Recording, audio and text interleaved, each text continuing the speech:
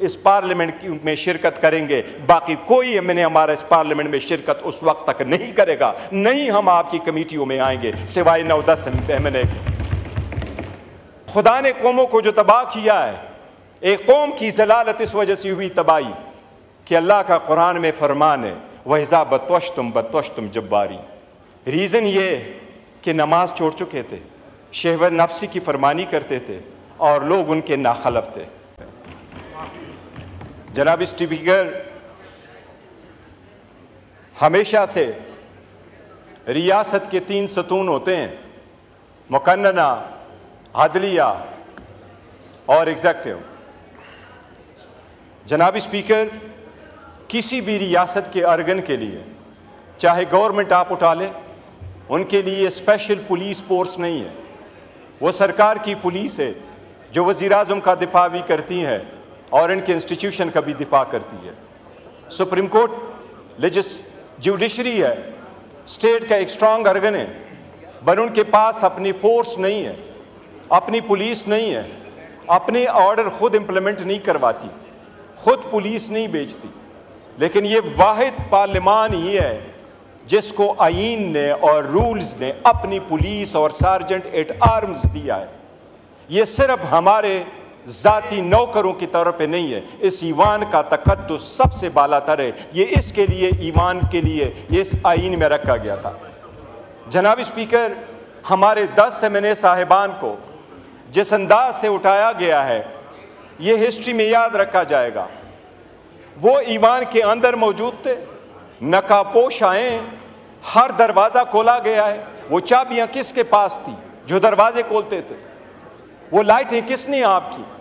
आप बराए मेहरबानी इसकी इंक्वायरी ऐसी ना करवाएं कि जिसमें से मासूम आम किस्म के बंदों को आप सस्पेंड कर लें, इसके तह तक जाएं।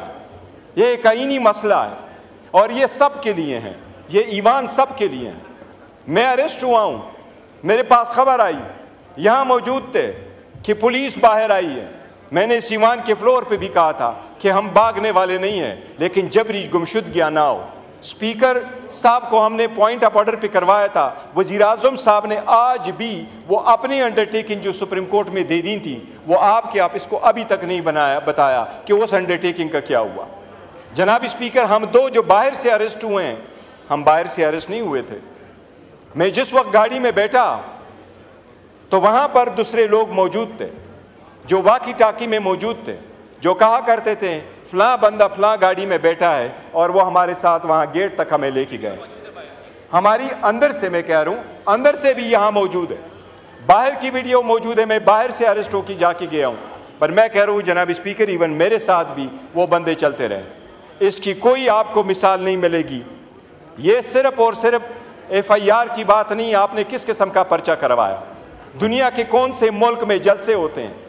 जिस तरीके से जनाब इंटीरियर मिनिस्टर साहब ने कहा कि ये दहशतगर्दी एक स्टू की मार है, लगता है ये हुकूमत फ़कत एक जलसी की मार है। 22 तारीख को जनाब स्पीकर, रात के देर अंधेरे में भी मुझे भी फोन आया, वो जलसा हमारा पोस्टपोन हो गया। हम उम्मीद करते रहे कि हमारा जलसा होगा, पुरअमन होगा और उसको रोका नहीं जाएगा। जनाब स्पीकर, हमें रूट दिया गया, 6 महीने बाद हमारा जलसा हो रहा है, हमें रूट दिया गया, ये आपका रूट होगा। मैं निकला हूँ, मैं हमेशा लीडरशिप के साथ जाता हूँ। मैं और चकज़ई साहब साथ गए थे इसके घर के सामने, मेरे और चकज़ई साहब का रास्ता पुलिस ने सामने से रोका। हमने पुलिस को नहीं कहा कि हमारा रास्ता छोड़ दे, मैंने अपने लोगों को कहा कि हम रोड पे नहीं जाते, हम स्ट्रीट में चले जाएंगे, ऐसी बात है। चकज़ई साहब बैठे हैं, हमारा रास्ता रोका गया, हम स्ट्रीट से निकले, एवेन्यू तक चढ़े, हर एवेन्यू ब्लॉक हुआ था, कंटेनर ही कंटेनर पड़े थे। ऐसी सरकमस्टांसेस में हमने क्या किया था, अब हमारे जलसे की एक फुटेज मैं आपको इसलिए कह रहा हूँ, आप हमारे जलसे की फुटेज उठा के देख ले। हमने तो बंदोबस्त ऐसा किया हुआ था कि हम कोशिश करेंगे 6 बजे हमारा जलसा ख़त्म हो, और इस मरतबा आप देखेंगे तो स्टेज के पीछे या बैक या लेफ्ट हैंड साइड पे आपको लाइट्स नज़र नहीं आएगी। लाइट्स वही थी जो हमने सवाबी में लगवाए थे। हमारा इरादा जो था वो 6 बजे से पहले जलसा ख़त्म करने का था। लेकिन इवन वज़ीर आला नहीं पहुंच सका, वो रास्ते सारे के सारे बंद थे। इसी वजह से जनाब स्पीकर, ये कोई प्रोसीडिंग है इस पार्लियामान की कि आप कहें हाउस इज एडजर्न और लाइटें ऑफ हो एग्जैक्ट टाइम पे? क्या ये शादी हाल है कि 10 बजे लाइटें ऑफ और हम कहें डिस्पर्स करें जलसे को? क्या ये मैरियट होटल में कोई कन्वेंशन है जो हम कहें कि आप जलसा सस्पेंड कर लें? दुनिया के किस मुल्क में दहशतगर्दी का दबा आपके खिलाफ रजिस्टर हो जाता है अगर आपका जलसा 7 के बजाय 8:30 बजे ख़त्म हो जाता है? ये FIR है, वो कह रहा है कि आपने वहाँ पर एक जलसा मुनक़द किया, 7 के बजाय 8:30 बजे मुकर्रर किया है। मेरे बारे में लिखा है कि ये इसके साथ गन और पिस्टल था। इसका मतलब ये है कि हमने पुलिस फोर्स को तो तबाह कर लिया, जो इतने सारे कैमरों में सब कुछ हुआ है। और मेरा ये भी लिखा है कि मैंने वहाँ ज़िंदगी में एक पुलिस वाले से हमने जनाब स्पीकर उसका भी लिए। मैं स्कूल भी गया हूँ, मैं कॉलेज भी गया हूँ, यूनिवर्सिटी भी गया हूँ, लंदन अमेरिका भी पढ़ा हूँ, वकालत और पॉलिटिक्स में भी रहा हूँ, लेकिन ज़िंदगी में न मैंने किसी को धक्का दिया, न मुझे किसी ने धक्का दिया। मैंने ऐसी ज़िंदगी गुजारी है। जनाब स्पीकर, ये फोर्स तबाह हम कर रहे हैं। ये जलसा तो बहाना था, इनका निशाना हमारे ये बंदे सारे बैठे हुए, लेकिन ये बिकने वाले नहीं है इंशाअल्लाह ताला। ये हर हाल में खान के साथ हो।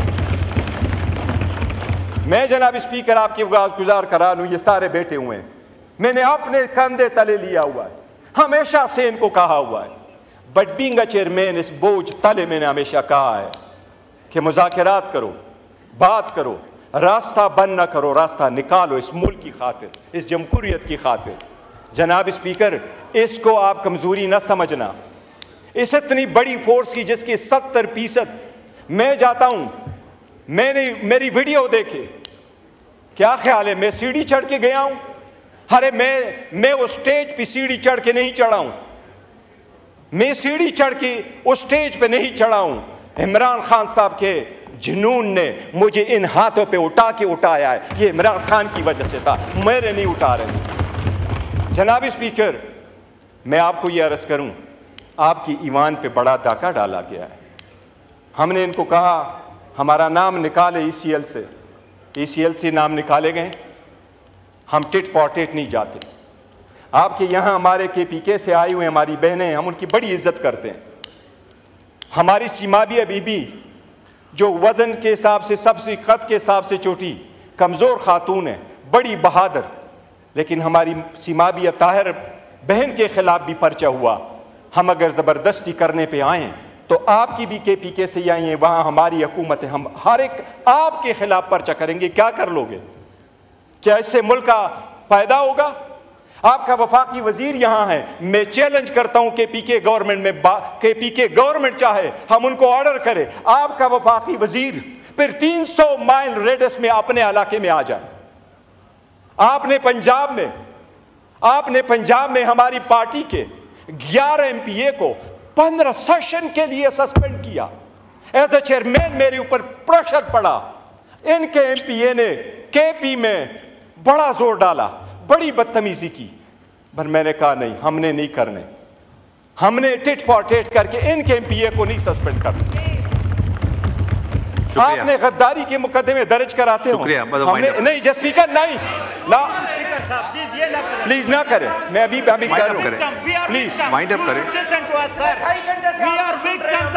अच्छा एक जनाब स्पीकर, हम स्टॉप ना किया करें, हम आपको मजबूत करना चाहते हैं। हम चाहते हैं ईमान मजबूत हो, सियासी कुव्वतें मजबूत हों, तो गैर सियासी लोगों को मौका नहीं मिलेगा।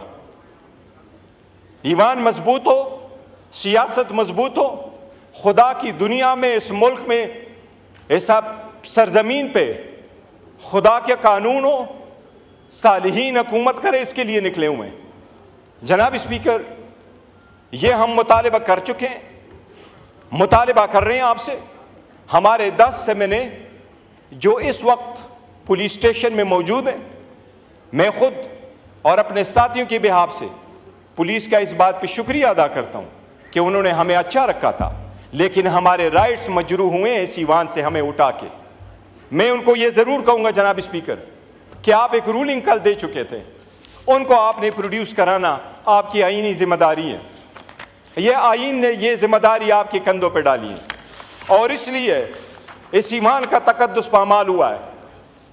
जनाब स्पीकर, मैंने आपको गुजारिश कराया, आपका सर्जन एंड आर्म आईन ने आपको सेपरेट सेक्रेटरीट दर करके ये प्रोटेक्शन सिर्फ इस ईवान को है, इस लेजिस्लेचर को है, किसी और अर्गन के पास नहीं है।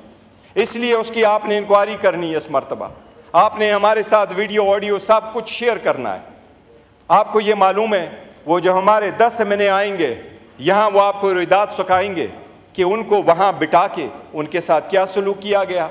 इसलिए हमने फैसला किया है कि पाकिस्तान तहरीक इंसाफ और इसके एमएनए सिवाय 9-10 के जब तक 10 सितंबर के वक़ूआ का इंक्वायरी नहीं होती, हमारा सेटिस्फेक्शन नहीं होता। पाकिस्तान तहरीक इंसाफ के एमएनए सिवाय 9-10 के इस पार्लियामेंट में शिरकत करेंगे। बाकी कोई एमएनए हमारा इस पार्लियामेंट में शिरकत उस वक्त तक नहीं करेगा, नहीं हम आपकी कमेटियों में आएंगे सिवाय 9-10 एमएनए। ये हमारा एहतजाज है, मेरे इल्म में आया है। बिलावल साहब ने भी कोशिश की है, मैं उसका शुक्रिया अदा करता हूँ। ये ईमान को अगर हमने चलाना है और इस स्ट्रगल को हमने आगे लेके जाना है, तलखियों को हमने काम करना है, तो जनाब स्पीकर इसको ना भूल जाइए। ये कारोबारी सियासत, कारोबारी जमा खर्च नहीं है कि 2 में से 1 माइनस करो तो 1 रह जाएगा। हम समझते हैं 2 में से 1 माइनस करो तो ये 1 भी नहीं रहेगा, ये 1 भी नहीं रहेगा।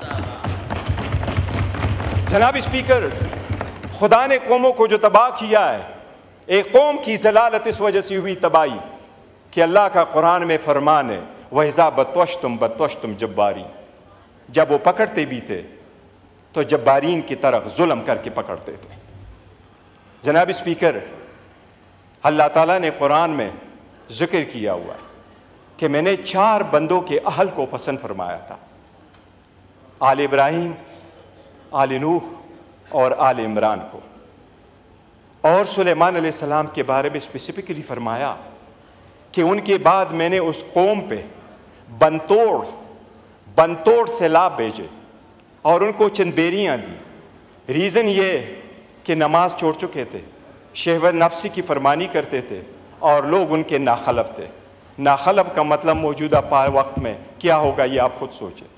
जनाब स्पीकर, मेरी ये रिक्वेस्ट होगी कि हमारे एमएनएस को आप आज के सेशन में ज़रूर प्रोड्यूस करें। ये आपका ऑर्डर हुआ था, ये मिनिमम है जो आप आज काइंडली मेहरबानी कर ले, ये कर दें। और हम इंतज़ार करेंगे कि आपकी इंक्वायरी कहाँ ख़त्म होती है ताकि हम फिर नए लाए अमल का ऐलान करेंगे इंशाअल्लाह।